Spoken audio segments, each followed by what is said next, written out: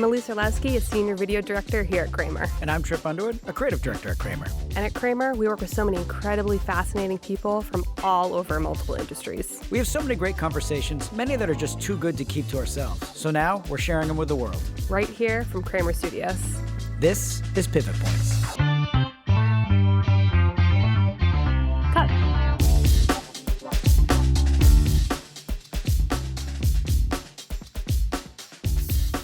Well, hello, Tripp. Good to see you again. What's going on? Surprise, surprise. We're going to talk about events today. Fascinating. And especially virtual events. For those of you who don't know, me and Tripp are creative directors here at Cramer and are doing events all the time. So I'm really excited for our next guest. Our next guest is Kathleen Vadenais. I'm so excited. You know, I work with Kathleen a lot. She is the VP of Meeting and Client Events at Fidelity Investments. She has over 30 years of experience in the events industry. Before working at Fidelity, she was a director of global events at Aspen Tech for about 5 years and the director of client experience and events at Investi for 11 years. Above all, I mean, you haven't worked with Kathleen, so I'm excited for you to have a conversation with her, but her and her team have really been in the trenches with us this year about during virtual events. They've helped us, progress things, really work out like what virtual events look like in this ever-changing landscape, if I'll be super cliche. Yeah, because I think those conversations started on like March 22nd. Correct. Like, they were one of the first people that called us and said, what do we do now? Exactly. Or more accurately, how are we going to make this work now? Because I think that was not doing it was never an option. Yeah, so I'm super, super excited to welcome Kathleen today and say hi and just have a great conversation. So hello, Kathleen. How's it going? Hi. Good. Hi, Lisa. Hi, Tripp. Nice to see you. Thanks for joining us. Yeah. Thank you. Super excited to talk to you today. And I feel like, we recently wrapped a bunch of events as well over these past few weeks. So I think we're going to have a great conversation. But to start off, I mean, you have so much experience, like 30 years of experience. And I think you've seen the events industry, progress and evolve over these years, even through some like pretty big global things. Obviously, 2020 has probably been the craziest thing to affect the events industry.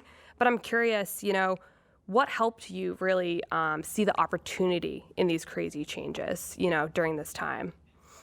Yeah. Well, first I want to acknowledge Cramer and your support and partnership during this journey, right? Thank you. It really has been the strong and trusted partnership that has allowed us to be successful during these unprecedented times. So I want to start out by thanking you guys. To your question about the virtual sort of thing, similar to all disruptive events that have happened in the past, the hurricanes that shut down the Gulf Coast, 9/11, the pandemic brought substantial changes for us, but more importantly, substantial opportunities. One of them, the first one, it really allowed us to be more agile. As Tripp had mentioned earlier, the team pivoted several in-person events to virtual within 48 hours. And we were kind of the upfront in virtual, and we feel like now we're the upfront in hybrid. And what was it like, Kathleen, like those first 48 hours? Can you give us a little bit insight into some of the conversations that you were fielding, some of the emails you were getting, some of the calls that you were receiving from higher ups or people on your team? Sure. I will have to say that I'm honored to work for a company and a CEO who is committed to technology and supporting its employees. Great. And digital had always been a priority for Fidelity. It was just accelerated in March. The commitment really allowed 50,000 employees to work from home overnight. Wow. And not miss a beat. So we already had some of the technology in place, and I think we were with your partnership. We didn't even. It wasn't even a question. We were going to transition to virtual. We were going to make it happen. We weren't sure how, but we definitely, we made it happen. So I think the conversations continued to be, that was great. How do we make it better? Yep. Yeah, no, that's great. I think partnership is such a good word because I think when we were in it, there's very few things, again, that like affect everyone. It's like we're all level set here. And we all need to really transform how we think about this. And even we're not sure what it looks like. And anytime you're doing something new, the risk of failure is increased. And the risk of failure is very real and very scary. And doing that with someone that you trust, that you're willing to explore new ideas with, is super important. I think 100%. I think that's if you're trying to start out a relationship in a pandemic that has all these unknowns and all these limitations you're not usually used to working with, it's going to really take some of the shine and some of the sparkle off that initial working with. Unlike working with a team like y'all that we've known for 20 years now, I believe the Cramer relationship goes back possibly even further. Long time. Predates me and Elise, I can say. Yeah, I'm new to it, but very grateful for it. But it's great to have that level of understanding and trust where you can say, this is what I believe we should do. Let's try it and see what happens. And to your point, that was great. How can we make it better next time? Not thinking about this as this is something we need to do and get over with, as much as this is something we need to do and continually get better at, because it's not going away anytime soon. I totally agree. And I think there's emphasis on partnership and also that trusted, right? We really went to the trusted partners. We all knew we were taking a risk. So it's easy to be a partner when things are easy and good. It's hard to be a good trusted partner when a lot is on the line. So that really brought the cream to the top of who we partnered with. Definitely.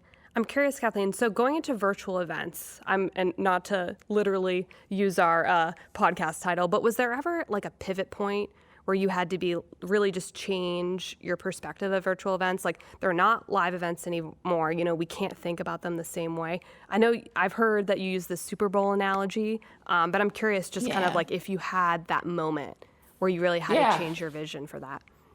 I think we instantly knew in March, after we accomplished our first couple events, that our reality had changed. Virtual events were here to stay. It wasn't going away. We were able to do more events and expand our reach. We did close to 1,000 virtual events, which was an increase of 200%. And we reached our audience reach increased by 300%. Wow. And of course, it was at a lower cost. And many, it makes sense that many of the events will continue virtually. Some will remain in person only, and the rest will fall into our new reality hybrid. And that's kind of where my Super Bowl analogy comes into play. It is really evident more now than ever that we need to meet clients where they are. The importance of creating a physical and digital experience, similar to what fans experience when they go to the game in person, or they decide to sit on their couch at home and watch it. Each journey needs to be different and unique, and the approach needs to be different. So that was kind of a pivotal, virtual isn't going away, neither is in person, and neither is hybrid. Yeah. So thinking of them as journeys and experiences has helped us in that sort of Super Bowl experience. Right. And I think something interesting to point out, too, is that idea of not going away. It's a good thing, because the virtual offers so many, we had to try some things out that we weren't necessarily sure of, or we were pressure testing a couple of new ideas. But then, like you said, things like digital reach, all the added metrics you get. It's not going away like, oh, this is a problem we have to continue to deal with. As somebody that usually much more focused on live, I've really come around to the digital side of it, because it does offer all these extra benefits for both attendees and the companies putting them on, that I think, to your point, is now how can we have these two, connected events that are very important, but each a unique experience, because they each offer, different benefits for the attendees. Yeah, absolutely.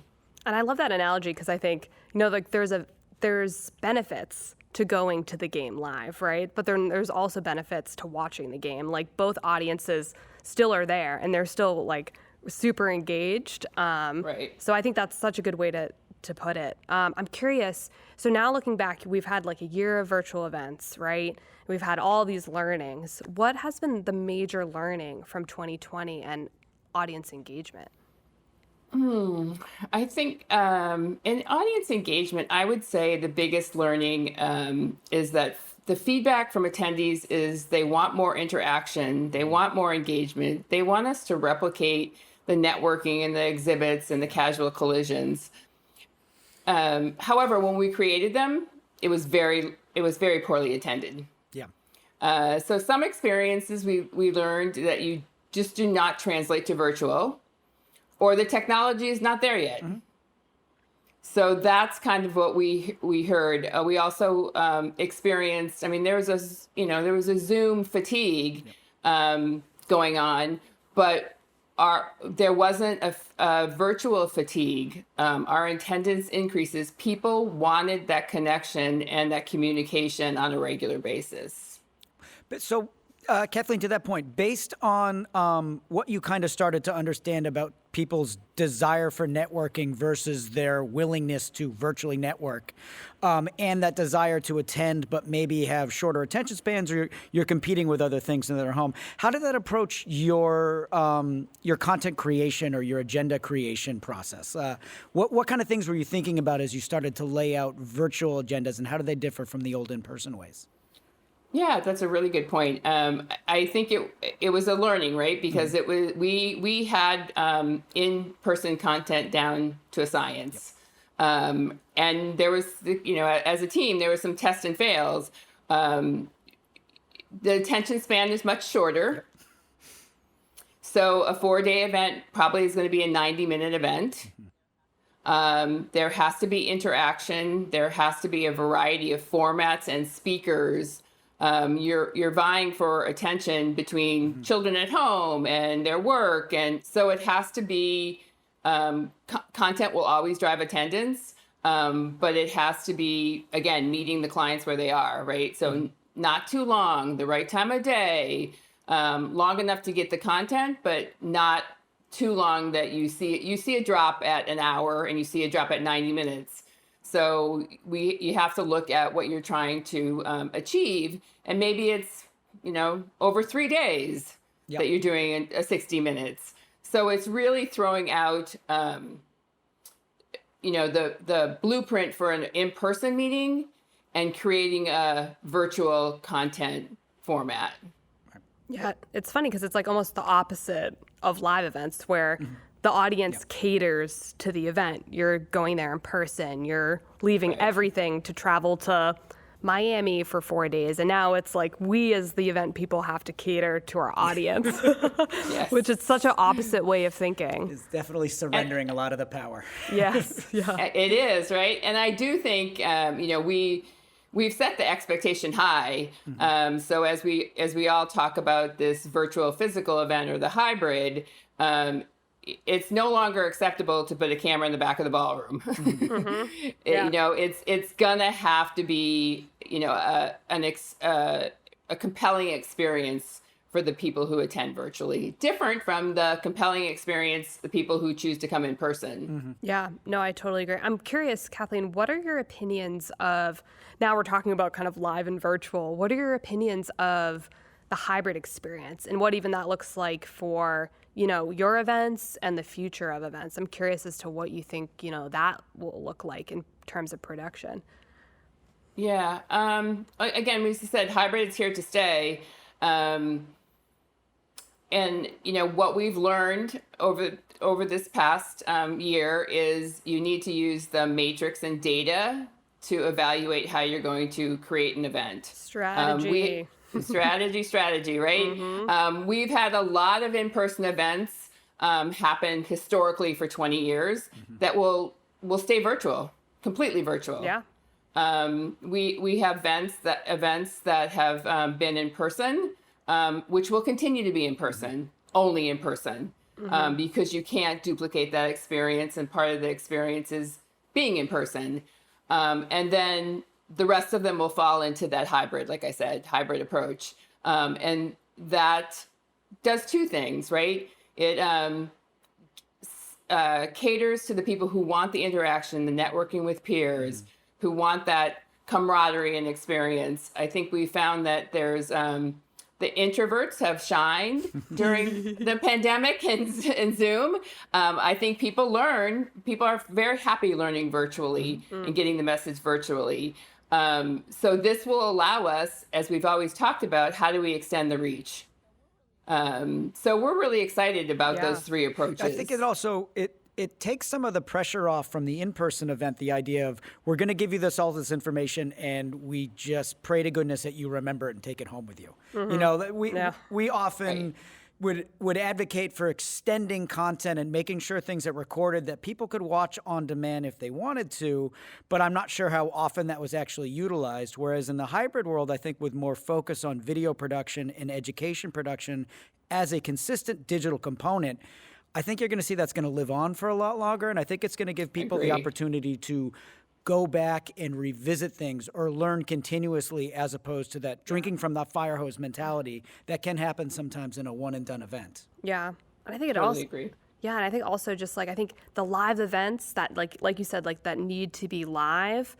People are so excited to go to those events because it's about the experience, right? It's more about like those bigger learnings where, you know, the nitty gritty kind of events where it's really educational or, you know, or whatnot, you know, they're actually really excited that they get to take a break and don't have to travel to this place and get to learn, you know, even at their own pace, like having content on demand as well. Yeah. To your point, I just think it adds that other element of, I mean, we've always thought of audience segmentation. Who's your audience? What are they coming? What do they need to know? That's always been really important. I think the stakes are just so much higher now when you're actually making those decisions of, just because this has been a live event for the past 20 years, does it need to continue to be? And I think this has been an opportunity to rethink maybe some sacred cows within your organization and just the industry at large of, well, maybe this can change. Just because it couldn't change before doesn't mean it has to be this way forever, which I think is kind of a breath of fresh air. Yeah. I think that's an excellent point, right? Because we have a long legacy of really good meeting and events at Fidelity, right? And there has been some issues like why fix it if it's not broken? So as you said, Tripp, this has allowed an opportunity to rethink things and permission to rethink and change. Yeah. So I think it's going to benefit everyone. Right. And as someone who loves if it ain't broke, don't fix it cliche, just because something doesn't mean it couldn't work better. You know, so this is kind of an opportunity to pause and think about it that way. Yeah, yeah. No, definitely. Totally agree. So Kathleen, I mean, I know we have like a pretty new relationship, but from what I've seen from this past year, I think like Cramer and Fidelity, I think has fallen into this really good rhythm with virtual events. I'm curious, you know, like we just wrapped Fidelity Summit, Circle of Excellence. I'm curious as to what, you know, learnings you even had from those past two events, you know, and how to really level up the experience in that way. Yeah, I agree with you. We've had, it's been a challenging year, but it's been a great year, right? I think there was a lot of hard work done, late nights, but a lot of fun too. Definitely. I think the biggest learnings that, some of the biggest learnings is, you know, failure is no longer a bad word around here. The best innovations have come through testing new things, missing the mark, and improving the process, to be honest. You know, we also identified that, you know, additional support is needed for virtual events, right? There's more rigor testing needed. There's more analytics. There's more need to have some sort of rapid response plan. When you're in a ballroom and something goes wrong, you can kind of work around it. When something goes wrong virtually, you have to have a plan to recover. Definitely. For us. And as the team learned, you know, that you guys have been great, as the team has learned, we have really strong meeting and events skills. In this new reality, the project management needs to be tighter with more oversight. Also putting more tools in their toolbox, understanding of production and digital and technology, are going to be key for them to be successful in the future. Totally. Yeah. I as someone that worked in live and tends to work more on the content side. So I'm helping come up with ideas, activations, writing speeches, that kind of stuff. When things went to virtual, I suddenly had to take a crash course in understanding just camera framing, like something that's very natural to Elise. Right. I was like, just put someone's big head in the middle and let them say all my big, beautiful words and everything will be fine. And not the case. So it has been I think it's been a crash course for everyone at every stage in the industry, yes. which it's been fun. You mentioned a little bit about analytics. This is an area that I'm super excited about, but I still am not 100% sure of what I'm looking for. So just curious if any insight of what are some of the early metrics you're seeing in the virtual and hybrid space and how they maybe are informing future work for you. Yeah, I'm excited about it too, because I'm kind of a data matrix person to begin with. And data doesn't lie, right? I think in the past, we'd come back and say, oh, that event was fabulous. Well, what do you mean it was fabulous? Yep. Right? Nobody fell off stage. It was a success. Right. Everybody's saying it's great. Okay. Now we have matrix, right? Mm-hmm. So, as we talked about some failures and starts and learnings, one of our initial client events was for 4 hours virtually. Yeah.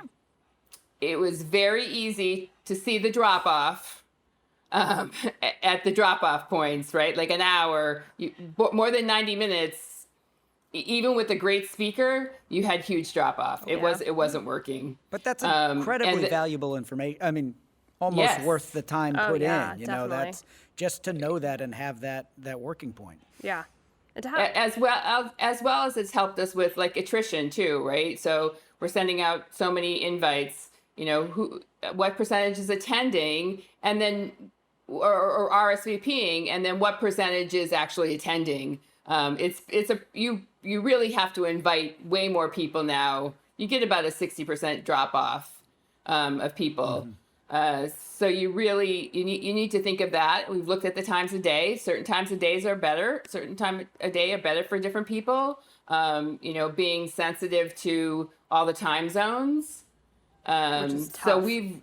Which is really tough. That's not easy. Yeah.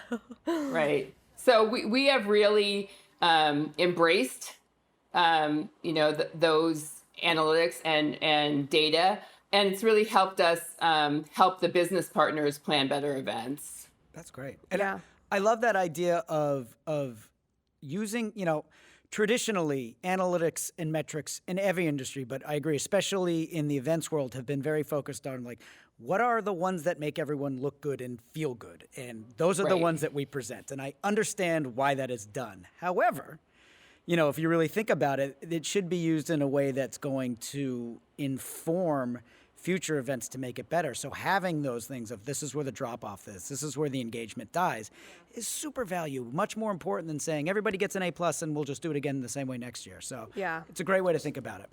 Yeah, I think totally agree. And I think for any client, any client creating an external client experience, we know the message and the people we want to get out there. They want to know, not only see what our message is, but they want to see from each other, right? Mm-hmm. And it was very obvious in the ratings and the feedbacks what was important to them. It may have differed a little bit than we thought was important to them. So it's almost like you're giving them a voice to tell us how to better design the events for them. Yeah, no, I love that too. And I love how analytics can also like play into the creative concepting. Yeah, it should. Yeah, I think Tripp and I kind of even deal with that all the time where we're trying to figure out creative, but we also want that to be strategic creative, not just these big wild ideas, but things that really enhance the experience and fit in with like the virtual experience. Totally agree. And it's hard because before with virtual events, there was with live events, there was an audience, and if the creative worked, you could tell right away. You could just tell. Yeah, and now, we need analytics to be like, is this crazy thing we did, was that received well? Especially when you can't see the audience, on video, and it's just like a streaming. So that also goes back to some of Kathleen's earlier point of having a trusted partner to try that with. Yes. So, like we're talking a little earlier, as the production company in charge of these events, sometimes but not always, we might be quote unquote in charge of the matrix. Yep. So we're almost reporting out our own report card to our clients, which, you know, there's a desire there to say everything was great, it went well. But I think working with someone like Kathleen and her team that we have a relationship with, where we can very honestly say, yeah, we saw a huge drop off here at this hour. Right. Do you think it was the content? Do you think it was this? Do you think it was that? 9 out of 10 times it becomes kind of a perfect storm of factors. Yeah. But it's important for us to acknowledge what's happening with the audience behavior, so we can course correct. And having partners that we're not scared to show our analytics to, I think, is super important. Totally. I think that's a good point, right? I think transparency has become more the word I'm important looking for. Yeah. now, right? Show me the numbers. And show me the numbers. And they're more valued now, and people have embraced it because they see it's helping, making it better, as opposed to what you were saying, Tripp, before. It was just like everything was great. Well, that doesn't really help us get better. Yeah. Definitely. So, and having those trusted partners and a team that's willing to have those honest, candid conversations that are not always easy is really is what makes it more successful. Just brings everybody up. Yeah, definitely. I Right. think strategy, strategic creative, strategic content, that's just always going to help everyone, you know, feel excited about going to these events, whether it's virtual or live. It won't matter to them as long as the content's Right. fantastic. And I think hybrid is helping connect the dots better, because you still have everything you want from the live engagement, but now you have these extended metrics, you have larger audiences to bounce things off. And I think it's creating a little bit more, there's more to do, which has its own group of headaches. Yes. But Constantly evolving. in my mind, there's a more visible line from strategic thinking, production chops, broadcasts. I feel like finding the red thread of what's working and what's connecting all audience has, for whatever reason, has been easier in hybrid, and I think will continue to evolve, as Kathleen said, as we all start to pay more attention and be a little bit more transparent, because we're working in this new space where it's okay not to be an expert all the time. And I think in those things where people are a little less worried about being vulnerable and not knowing exactly what they're talking about all the time, that's where you see real innovation come. So that's what I'm looking forward to the most, is this kind of keeps going forward. Yeah, and it's fun from a creative perspective. I know, like, Kathleen, we worked on Circle of Excellence, and that's the first time I had, you know, a celebrity talent interacting with a virtual audience. And I think in my head, I was like, is this going to be the same as, like, if he was just pulling up people live on the stage? And honestly, it was great. It was so engaging and so fun. And that, again, you talked about